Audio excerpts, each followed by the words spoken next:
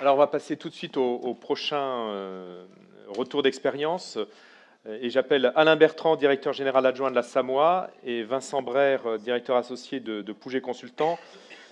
Alain Bertrand, vous êtes donc directeur général adjoint de la Samoa, qui est l'aménageur public de l'île de Nantes sur lequel nous nous trouvons en ce moment même.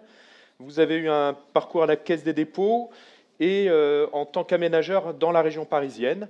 Et Vincent Brère, vous êtes associé de Pouget Consultant, responsable de l'agence de Nantes, BET Énergie et Environnement. Et vous allez nous parler tous les deux du futur quartier République, qui n'est pas très très loin d'ici, et qui accueillera prochainement une station microgrid d'autoconsommation collective. Donc on est déjà plongé dans l'avenir. À vous pour 20 minutes. C'est ça, merci. Je suis ravi d'être présent. Il faut avancer un petit peu devant, parce que sinon... Donc, devant le trait. Devant le trait. Voilà. Là, on peut dire qu'on joue à domicile. Nos bureaux sont à moins de 500 mètres d'ici, et le projet dont on va vous parler également. Donc, ça tombe bien. Ça s'inscrit complètement dans l'air du temps, dans les sujets qu'on a vus passer avant, parce que on va proposer de déployer à l'échelle de ce nouveau quartier donc ce qu'on a appelé le microgrid, le principe d'autoconsommation collective. Alors, pourquoi ça? Partant du principe qu'on est dans un contexte assez favorable pour ce sujet, parce que on subit tous une hausse de l'électricité régulière. On a une offre en termes de panneaux photovoltaïques, que ce soit sur sa technique ou sur ses coûts, qui est également de plus en plus accessible et de plus en plus mature. Une réglementation environnementale RE 2020 qui va nous inciter quelque part à intégrer de l'énergie renouvelable sur les nouvelles opérations. Et donc, pourquoi pas du photovoltaïque, et tant qu'à faire à ce moment-là, essayer de l'utiliser de façon rationnelle et optimale. Et puis, des données législatives, c'est-à-dire tout un véhicule législatif qui nous permette de simplifier aussi ce sujet de l'autoconsommation collective, dont on parle beaucoup depuis quelques temps, mais qui est encore un peu compliqué à mettre en œuvre. Et puis au final, il y a aussi une dimension sociale et sociétale où on peut proposer aux habitants de consommer local et à un coût maîtrisé à long terme. Le projet dont on... Alors le projet du quartier République, c'est le projet qui va se situer entre le futur hôpital CHU qui est au sud de l'île et l'actuel quartier de la création. Alors c'est un quartier assez important parce qu'il va faire 270 000 m² de construction. Il va constituer à environ 2000 logements et 4000 nouveaux habitants.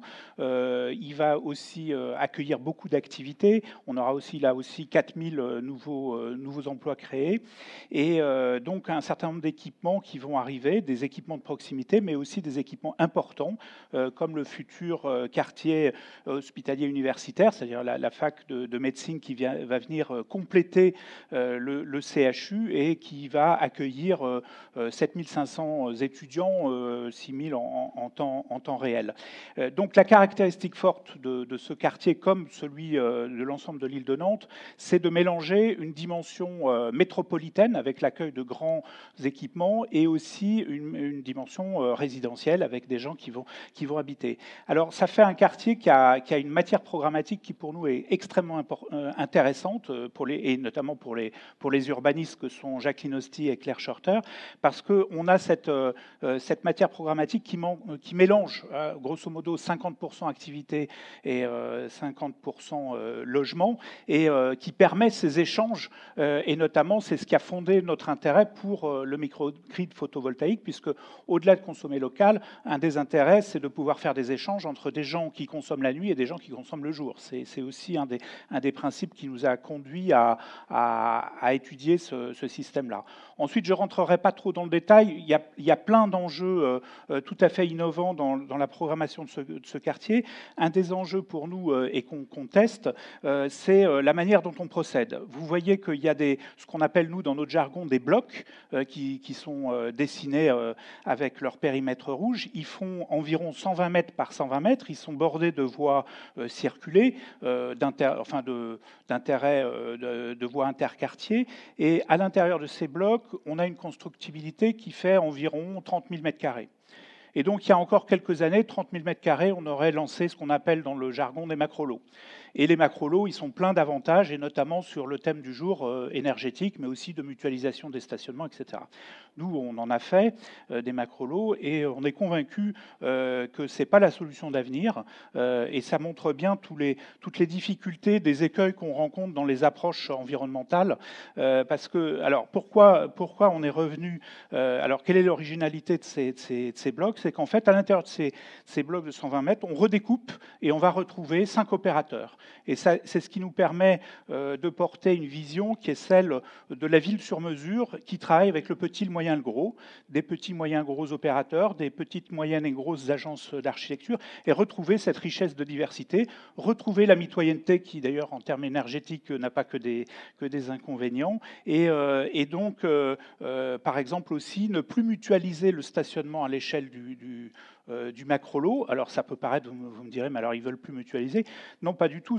C'est aussi un choix à faire dans l'urbanisme, c'est-à-dire que sur le macrolot, une des critiques fortes qui est faite, c'est justement ces grandes plaques de stationnement qu'on fait en dessous de ces opérations et qui rigidifient l'évolution de la ville, là où on souhaite, compte tenu de sa proximité et de son caractère faubourien, permettre cette évolution de la ville et donc pas la figer avec des grandes plaques de stationnement. Alors vous voyez que c'est des choix, parce que c'est pas une critique radicale du macrolot. Le macrolot a des avantages en termes de mutualisation, du stationnement, de l'énergie, etc. Nous, ce qu'on voudrait, c'est retrouver un certain nombre d'avantages du macrolot, mais en revenant à un mode opératoire qui permet de complexifier et de faire évoluer la structure urbaine. Voilà, en quelques mots, on pourrait en parler beaucoup plus longtemps, mais c'est l'aspect un peu nouveau de cet urbanisme qui se prête donc du coup à cette mutualisation qu'on va mettre en place sur le plan énergétique, notamment, il faut le préciser, sur les parties communes. Ça ne concerne pas l'alimentation électrique des logements, puisque là, de toute façon, on a une telle densité que le rapport nombre de logements surface disponibles en toiture reste assez faible, mais ça, Vincent, tu vas l'expliquer. D'ailleurs, je suis sorti de mon cadre. Attention, oui, Oui, il faut que je revienne dans mon cadre. Je tiens à dire aussi, en tant que thermicien, que ça, c'est la brique complémentaire par rapport à toute cette approche, parce que dans le cahier des prescriptions et dans la commande de la SAMOA, on va dire, auprès des opérateurs, il y a aussi des exigences en termes de performance de l'enveloppe du bâti. Il y a des exigences en termes de raccordement au réseau de chaleur qui, donc, sur l'île de Nantes, est très bas carbone. Et donc un cahier des charges qui est entre E3C1 et E3C2 suivant les opérations. Donc à partir de là, on aura bien travaillé sur les usages thermiques du bâtiment et on se rend également tous compte que ce qui compte dans la facture globale d'un usager, c'est aussi toute cette part électrique. Et donc, quel est le rôle du thermicien pour combattre ce sujet? C'est d'essayer de faire le lien aussi entre la production photovoltaïque qu'on peut intégrer sur ce quartier et, comme on le disait tout à l'heure, les transports, la mobilité douce, la mobilité électrique, faire le lien avec un peu d'agriculture urbaine. On le voit sur une opération, on fait des serres sur les toits, à un moment donné, il y a peut-être besoin d'électricité aussi pour ça. Enfin, tout se rejoint dans cette construction de villes durables. Donc notre premier sujet, ça a été de travailler sur les toitures. Les toitures, il doit s'y passer beaucoup de choses. Tout le monde a envie de faire de l'usage, de la donner pour prendre l'apéro entre voisins, de la rétention d'eau, d'y installer un peu de technique accessoirement, de la végétalisation. Et maintenant, on y vient avec l'envie de mettre des panneaux photovoltaïques. Donc comment tout ça se marie ? ça a été notre premier travail avec l'équipe d'urbanistes pour, en quelque sorte, attribuer des zones à l'usage, à la technique, à la végétalisation et donc au photovoltaïque.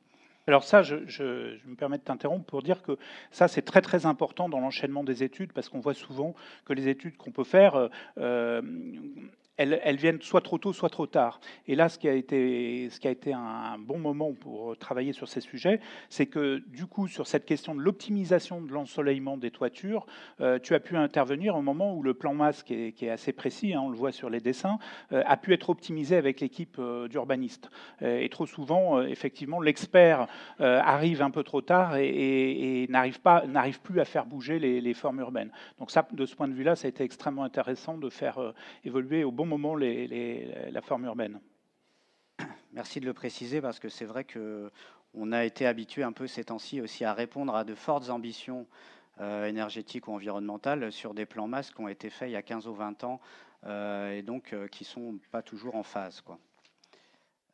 Donc là, bon, en gros, ça c'est une image un peu caricaturale, mais vous voyez on sort des coefficients d'utilisation des toitures, et évidemment, on va plutôt se mettre sur les émergences pour avoir la production photovoltaïque.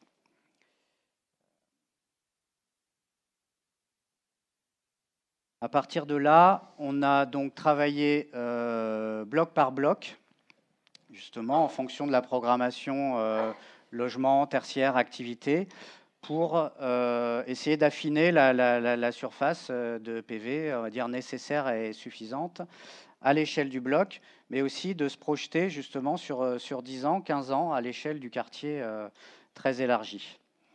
Donc on a utilisé des ratios, quelques raccourcis évidemment. À ce stade, on n'est pas rentré dans tous les détails.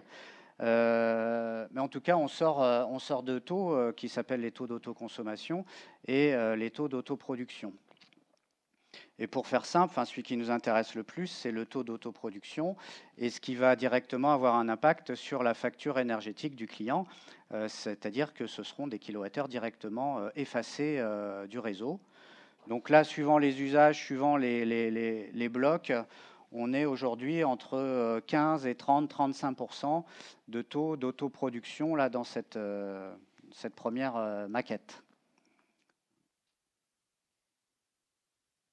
Donc ça nous donne à l'échelle du développement de la ZAC, hors CHU, puisqu'on est en limite CHU effectivement, mais ça c'est un sujet à part entière. On est sur des projections qui sont de l'ordre donc de presque un peu moins de 2 MW crête, et puis un peu plus de 10 000 m² donc de surface photovoltaïque projetée, et donc intégrée au fur et à mesure que les différents lots vont sortir. Alors, justement, comme je le disais aussi tout à l'heure, il y a le sujet technique, énergie, environnement. On va dire qu'on a à peu près, on sait à peu près où on va. Il y a de la matière technique, il y a des offres industrielles. Par contre, c'est les montages juridiques qui étaient un peu plus tendus, on va dire. Et là, vous avez aussi la bonne idée de nous faire travailler en binôme avec un cabinet juridique qui s'appelle FIDAL. Et donc, on a comme ça coupé et fait un certain nombre d'entretiens de gens déjà impliqués sur ces sujets-là à l'échelle de Nantes Métropole. Et on en a sorti quelques informations.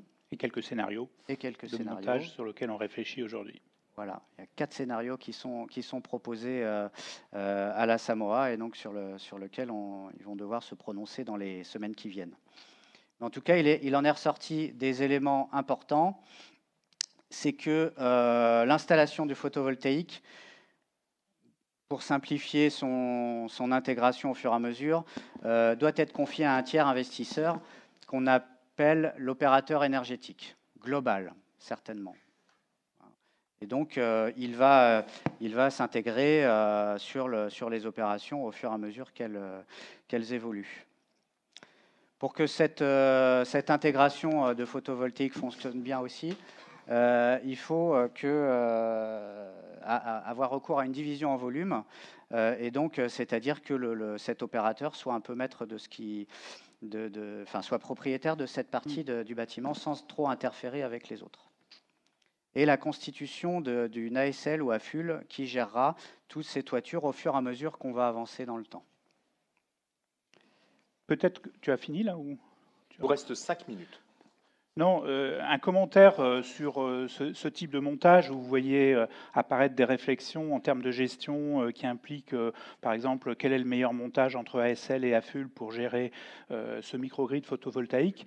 Ça procède d'une évolution quand même du métier d'aménageur, mais qui touche un peu toutes les filières, y compris ceux des promoteurs, où il ne s'agit plus de construire un bâtiment et de le donner à des propriétaires ou à des locataires, mais bien de s'intéresser de plus en plus à l'aval, à la gestion.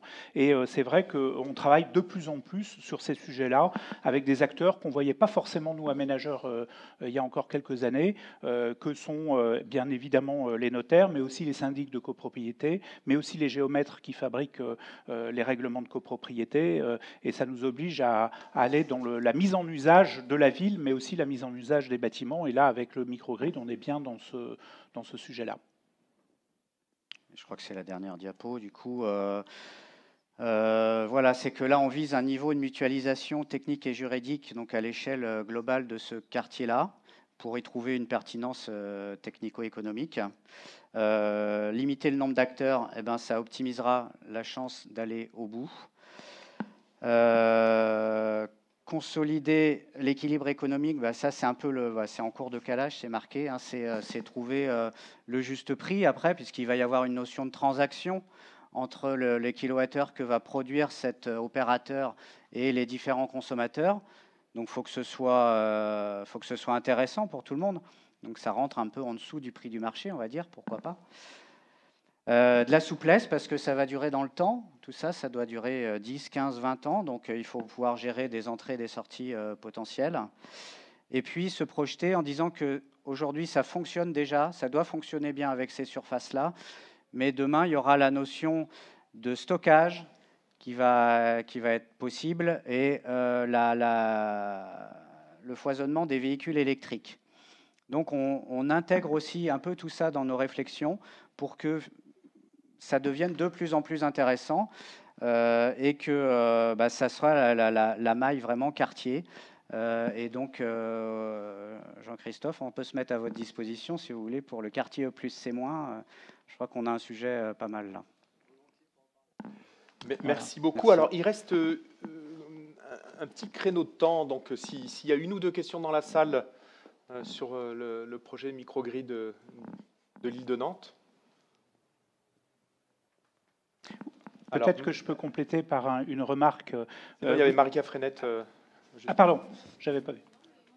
Non, simplement, juste, c'est un élément de réflexion important, c'est qu'on met en relation dans le neuf des toitures qui vont être confiées à un tiers investisseur. Donc, il n'y a pas de relation directe, finalement, entre le consommateur et le tiers investisseur. Et comme ce quartier est la continuité d'un quartier faubourien, on s'était posé à un moment la question de voir, avec les opérateurs d'ailleurs, puisqu'on a travaillé avec des opérateurs pour en tester la viabilité, comment on peut trouver un véhicule qui permette de passer du neuf, enfin, comment le neuf peut contribuer à la réhabilitation thermique de l'ancien. Notamment, comment je peux faire des travaux en échange d'une location de toiture, par exemple. Ça, et cette question du lien, comme ça a été souligné dans l'intervention précédente, entre tout ce qu'on fait bien dans le neuf et tout ce qui reste à faire dans l'ancien qui représente la plus grande majorité, on voit, nous, au travers des différents projets, notamment projets européens dans lesquels on a à inscrire, qu'il y a un vrai problème de méthode en France pour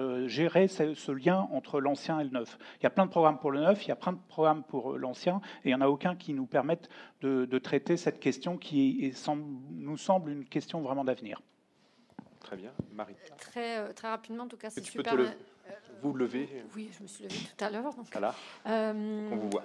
je trouve ça super intéressant et je me dis que, j'étais en train de dire à André, est-ce qu'il y en a eu beaucoup des projets comme ça en Île-de-France à cette échelle-là? Il dit, ben non, pour nous, en tout cas, c'est le premier. Est-ce qu'il y a eu des expériences qui ont été faites ailleurs en Europe ou parce que je trouve ça super intéressant de se poser toutes ces questions, ou que ce soit à Nantes. Vas-y, oui. Oui, alors comme on s'était inscrit au départ dans un consortium d'un projet européen Interreg sur ce schéma-là, ça nous a donné l'occasion de constater qu'on était en plein blocage, qui ne sont pas totalement levés, hein, puisque l'autoconsommation suppose qu'on puisse dépasser le poste avec les blocages que tout le monde doit connaître ici, et ça fait rigoler tous les autres pays européens. Hein. On est vraiment dans un contexte français ils travaillent là-dessus depuis bien plus longtemps que nous, et ce qui fait que le caractère innovant qu'on avait essayé de mettre en avant, eux, ça leur paraissait pas si innovant que ça, parce qu'ils le font depuis des années. Par contre, les caractères innovants sont dans la dimension sociale. Et nous, on compte beaucoup. C'est vrai que le caractère pédagogique, tu l'as dit, mais pour nous est extrêmement important. Et puis, c'est toutes les pistes que tout le monde connaît sur effectivement la question du stockage. Merci beaucoup. Si vous voulez bien applaudir nos deux intervenants.